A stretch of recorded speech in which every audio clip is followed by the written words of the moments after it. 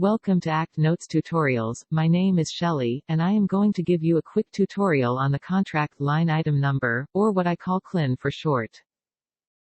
What is a contract line item number? Contract line item numbers are part of defense contracts that break the contract down by the commodities being procured. An example would be specific labor hours, funding for travel, quantity product, special equipment, and much more. CLINs help identify the supplies or services to be acquired as separately identified line items on a contract that provide for accounting traceability. Contract line item numbers are required for the following type of contracts. Solicitations. Contracts, including, but not limited to, government-wide acquisition contracts, multi-agency contracts, federal supply schedule contracts, indefinite delivery contracts, and purchase orders. Agreements that include pre-priced supplies or services. And finally, task and delivery orders. A contract line item number has all four of the following characteristics.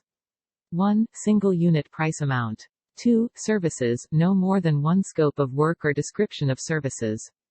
3. Separate delivery schedule, a period of performance, or completion date.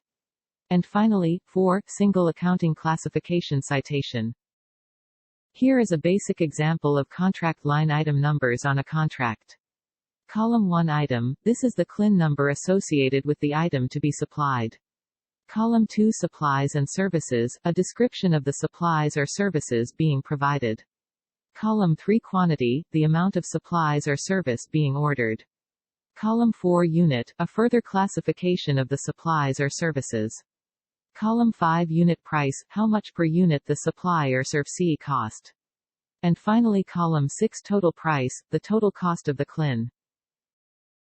Thank you for watching this tutorial on contract line item number. For more information please visit the webpage. Congratulations on finishing this tutorial and thanks for visiting ACT Notes.